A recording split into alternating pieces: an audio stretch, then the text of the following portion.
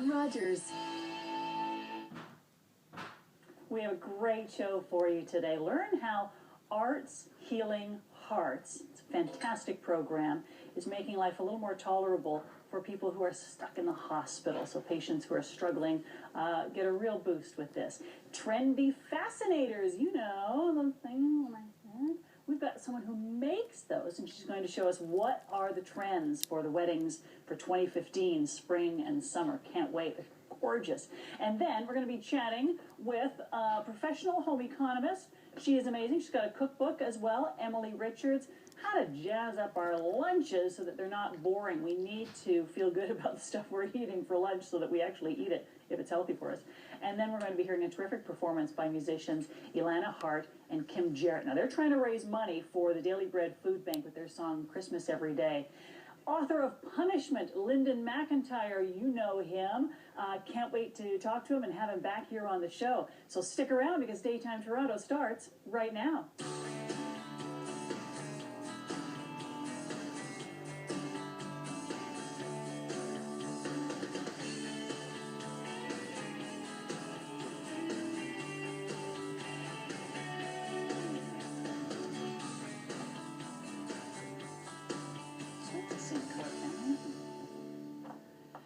I love the idea of this program, so I hope you appreciate it too. It's called Arts Healing Hearts.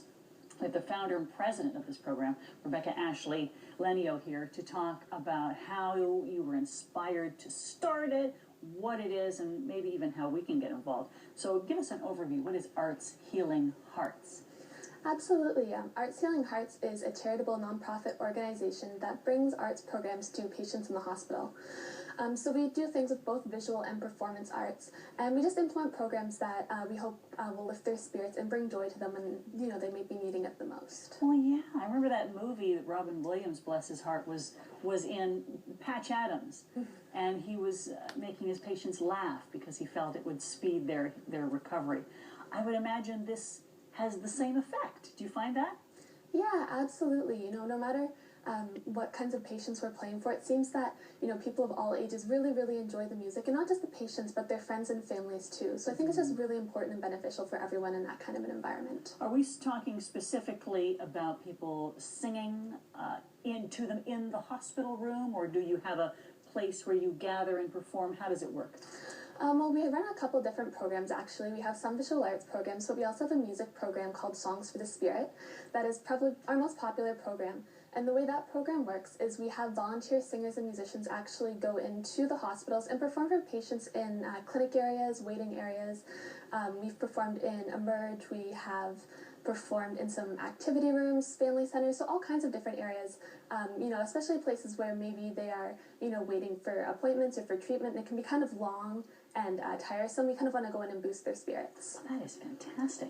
So wherever you can get an audience, you'll perform. Absolutely. I love that. Imagine you're sitting in emergency for 4 or 5 hours, and somebody breaks into song. You know, it just changes your whole... everything about you changes when you are fed that wonderful healing energy.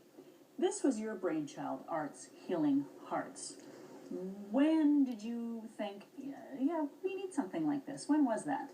Well, I founded Arts Healing Hearts just over a year ago, so I believe I came up with the idea around May or June of 2013. We became a nonprofit organization in August, and we're a registered charity by October of last year. Wow, that was fast.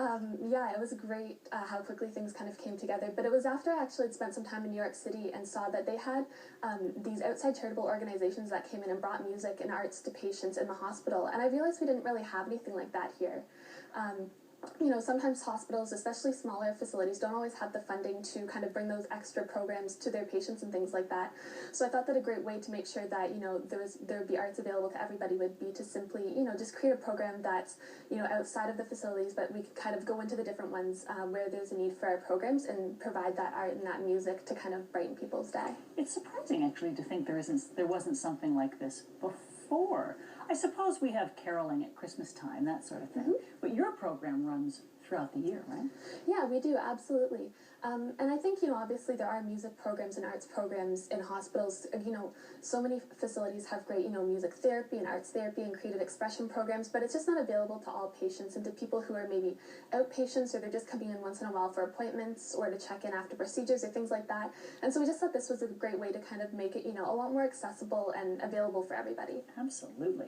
You said Songs for the Spirit, which is where you're doing the singing in the hospitals, is only one of your programs. Tell me about Creativity Kits. Absolutely. So Creativity Kits is actually a program that we've designed specifically for children who are in the hospital. And what we do is we collect either through donations or using our budget to go out and purchase supplies, arts and crafts activities that can kind of create simple care packages for kids who are in the hospital to do either during inpatient stays, during treatment, outpatient procedures, or even just waiting in the waiting areas. So we found that it's really, really great because it just gives them something to do to occupy their time. It just gives them a chance to be kids, right? Well, yeah. Well, and they're so brave. They're going through these tricky procedures, operations, checkups. They're getting poked and prodded. They're so resilient. But I can imagine sitting in those waiting rooms would be so boring, or waiting for a test result or whatever they have to do. It's tough for kids. So to give them some activity, love that. Yeah. So they're actually stimulating their brains with these good things in the midst of this potentially not so fun event. Yeah, absolutely. How do people get one of these creativity kits?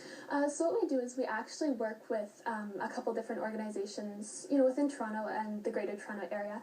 And what we'll do is as we receive supplies or have the chance and budget to purchase supplies, we'll make donations to different healthcare facilities and they'll be distributed to patients based upon the healthcare facility's needs and who their staff thinks kind of needs these kits the most. So they will be available at the hospital or the Yes, child. absolutely. Gotcha. What kind of feedback are you getting from the people who are at the other end of these programs? What are they saying about it? Definitely. We get lots of really great feedback, everything from, a verbal, thank you, we really appreciated this, or, one of the best is when you get people who interact and sing along or start to participate. Those are the best when you can tell you're really making a difference, but sometimes it's even just as simple as, performing and noticing that a kid is paying attention to your music versus playing on the iPad they have in front of them or something like that. And that's how I think you know that you're really, really making an impact, and that there's really, truly an interest, in what we're doing, that you can get all these ranges of responses, but that people really, really take the time to stop and listen and become engaged. And be in the moment. And if it can help them forget about the IV stuck in their arm, all the better. With the holiday season, being in the hospital is even worse. So this would be a wonderful time for you guys to be out there doing your thing. Do you have anything special planned for the holiday season? Absolutely. I mean, like you said, our programs do run year-round because we want to be able to bring music and arts to patients at all times of year. But absolutely, in the holiday season, there's definitely different, special events at different facilities and things like that where we'll hopefully help out and perform. We obviously will do some holiday music for the patients in the holiday season just to kind of keep everyone in the spirit and everything. But it's a nice time of year because I think everyone's really in that giving spirit, and it's great to kind of contribute to that. Would you like us to contribute some money as well? Absolutely. We're always welcome to donations or even people just volunteering their time with our organization. So, for people who are looking to donate money, there's always the option to donate on our website, artshealinghearts.org. You can also come to some of our fundraising events, which we'll be hosting in the new year, which will also be posted on our website and Facebook page if you'd like to find out more. Sounds good. But yeah, even just volunteering, we appreciate anyone who can kind of give in any way, shape, or form. One of the reasons I chose to start Arts Healing Hearts is because I feel very passionately about, giving back to the community and helping others, but don't necessarily have a lot of money to do so. So it's just a great, way. Thank you so much. Really appreciate it. artshealinghearts.org. When we come back, punishment. The author, Lyndon McIntyre, is here. Are you looking for employment?